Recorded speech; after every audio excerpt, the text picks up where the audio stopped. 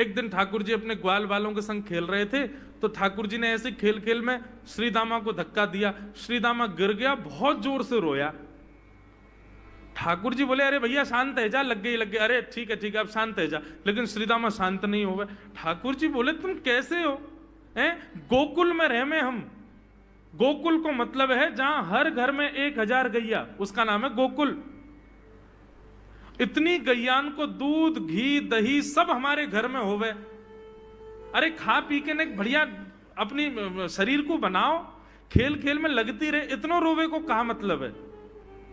तो श्रीदामा क्रोध में भर के बोला, तू तो राजा को बेटा है लाला, तो को मक्खन खावे को मिले, घी खावे को मिले, दही पीवे को मिले। हम लोग तो बेचारे गरीब ब्रजवासी हैं, हम लोग जितना दूध घी दही बना में सब कंस के लोग ले जामे हमारे यहां से। कंस ने ब्रजवासीन के ऊपर कर लगा रखो है, टैक्स लगा रखो है। कहा कि प्रत्येक ब्रजवासी को इतनो मटका भर के घी दूध दही सब मथुरा भेजना पड़े, हम लोग घर में ना रख सकें, क्योंकि कंस के सिपाही जब आके हमारे घर की तलाशी करें, यदि इतने मटका हमारे घर को प्रसारित हैं, वहां से ज्यादा यदि हमारे घर में मिल गए तो मृत्यु दंड होगा हमारा। कंस ने पूरे ब्रजवासियों को कह रखा है कि हर घर में 4 मटकी से ज्यादा नहीं होनी चाहिए, उससे अधिक आने वाला दूध घी दही ये सब मथुरा भेजना है। और यहां हर ब्रजवासी के यहां 1000 गैया, और 1000 गैयाओं का जितना दूध घी दही होता है उसमें से 4 मटकी केवल घर में रहती हैं, बाकी सब मथुरा भेजना पड़ता है। या मारे लाला हम लोगन को खावे पीवे को ना मिले, तू तो राजा को बेटा है, तेरे नंद बाबा तो कुल के राजा हैं, या मारे तू को तो खूब छूट है, हम लोगन को छूट ना है। ठाकुर जी बोले, ये बात है? बोले हाँ। ठाकुर जी बोले, मेहनत करें हम, गैया को पाले हम, गैया को घास खवा में हम, गैया की सेवा करें हम, और दूध पीवे को वो राक्षस कंस। अब तो मैं छोटा हूं, मेरी बात कोई मानेगा नहीं, लेकिन प्रलय तो अब तक लानी पड़ेगी। और कैसे लाएंगे? बोले, राजी राजी यदि मक्खन दूध दही नहीं मिल लो तो चोरी करके खाओ, हमारो ही मक्खन है, हमारो ही दूध है, हमारो ही दही है। लेकिन अभी हम बालक हैं, हम ज्यादा कछु बोलेंगे हमारी कोई बात मानेगो ना। लेकिन ये सद वस्तु कुपात्र के हाथ में नहीं जानी चाहिए। राजी राजी नहीं मिलता तो चोरी करके खाओ, जब कर देवे को नंबर आवेगो तो सब पूछेंगे, भाई कहां गए हो मक्खन दूध दही? बोले घर में तो है ना। बोले तो कहां गए? बोले चोर चोरी कर ले गए। और यही भाव से हम ब्रजवासी को खावे पीवे को मिला करेगो।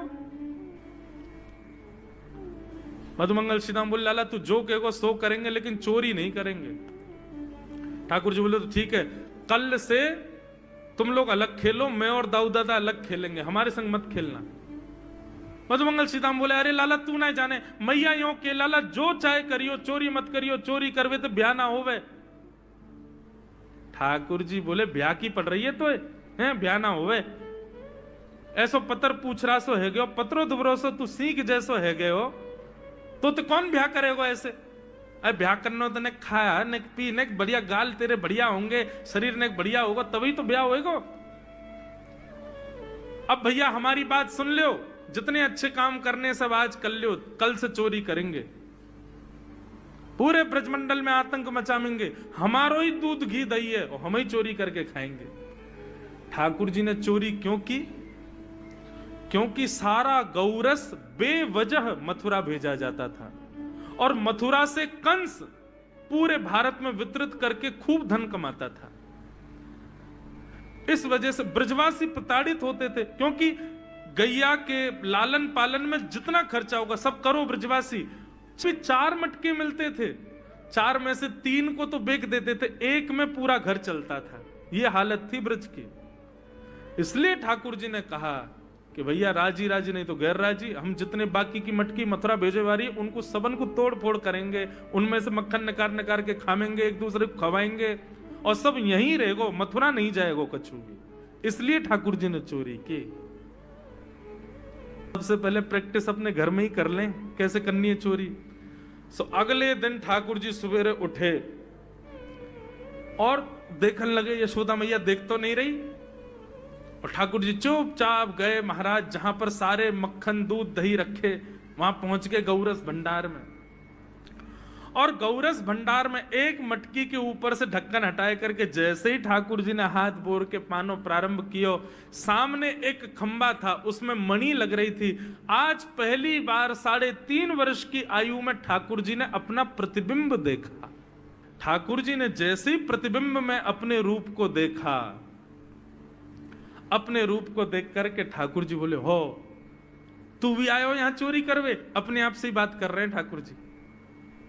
अरे मैंने कही तो हती अपने अपने घर में चोरी करनी है, तू दारी के मेरे घर में आगो चोरी करवे? ठाकुर जी अपने प्रतिबिंब से बात कर रहे हैं। अब गौरस भंडार में ठाकुर जी की आवाज गूंज रही थी और वो गूंजते हुए रसोई घर में जा रही थी। रसोई में मैया ने सुनी, बोले ये लाला कहां ते बोल लो है? उठ गयो कन्हैया?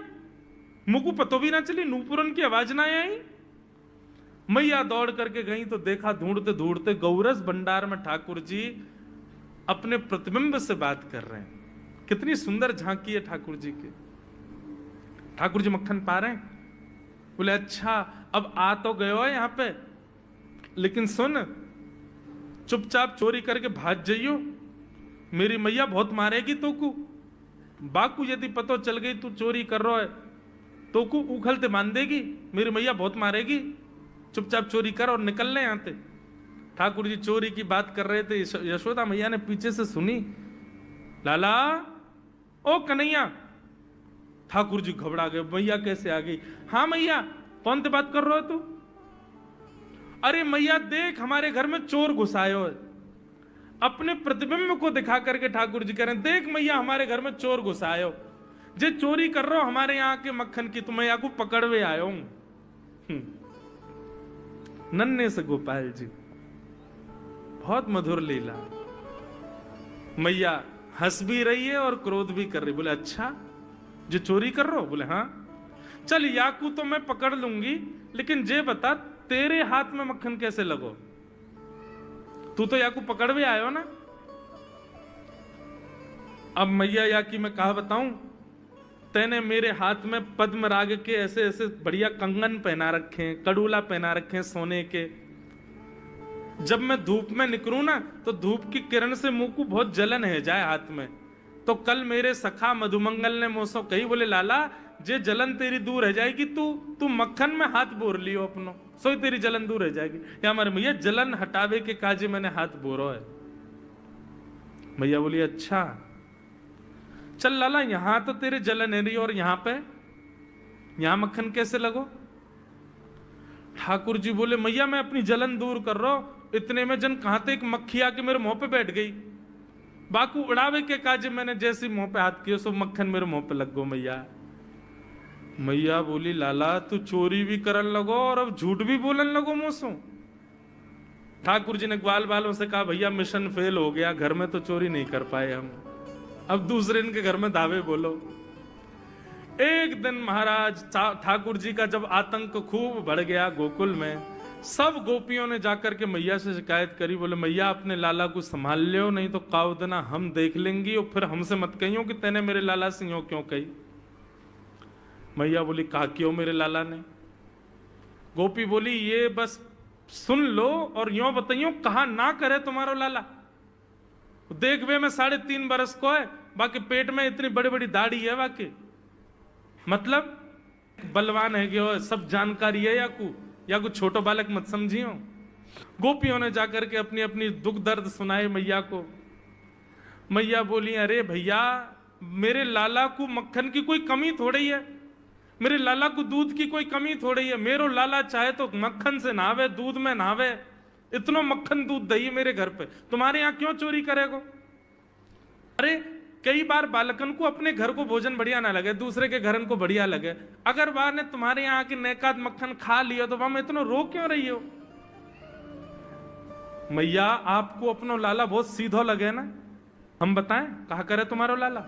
स्वयं खावे हमको कोई दिक्कत नहीं, लेकिन या की एक पूरी मंडली है और पूरी रजिस्टर्ड मंडली है, बाल गोपाल चौर प्रचार प्रसार मंडल, ये घर घर जाके चोरी करते हैं। और मैया तुम्हें कहा बताऊं, जैसे ही कोई गोपी के नयो बालक होवे ना, तो तुम्हारो लाला पूरे मंडल के साथ आवे और वह लाला के सिर पे हाथ धर के, छोटे से बालक के सिर पे हाथ धर के बस 1 वर्ष की प्रतीक्षा, फिर तुम भी हमारी मंडली में आ जाओगे। पूरे गोकुल में भय है तुम्हारे लाला को। स्वयं खावे, ग्वाल बालन को खवावे। मैया यहां तक भी बात समझ में आवे, ग्वाल बालन को खवावे, यो नहीं कि नेकाद मक्खन बच जाए तो रहम करके हमारे काज छोड़ जाए, वाकू बंदरन को खवा दे। यशोदा मैया आश्चर्यचकित होकर सुन रही है, बोले ये नेक्सो लाला ये करे? बोले हाँ मैया। बोली मैया अगर चोरी करे तो दिक्कत, और यदि किसी कारण से हमने लाला को रोक दियो, चोरी नहीं कर पाए हमारे घर, तो हमारे रोने क्यों? बोले चूल्हा में ते कोयला लेके आवे और वह घर के बाहर हवा बना जाए, और यूं के अब जब तक या घर से मक्खन नहीं मिलेगा या के घर के लोग भूखे रहेंगे, और इन लोगों को भोजन छुड़वाने की जिम्मेवारी हमारी। बोले कहा करे फिर? बोले मैया भोजन बनना होगा, चूल्हे पे भोजन रखो रे, तो ग्वाल बाल सब ताकते रहे कब भोजन बनने को समय आवेगो। जैसे ही कछु और काम करवे के काजे गोपी ने कुट के जावे, तो कहो तो बाकी कढ़ैया में खूब सारो पानी डाल जाएंगे, सब्जी ना बन पावेगी, आटे में नमक फेंक जाएंगे। ये बात जैसे ही यशोदा मैया ने सुनी, बोले नहीं नहीं नहीं नहीं, झूठ बोल रही हो, मेरो लाला ऐसा ना कर सके।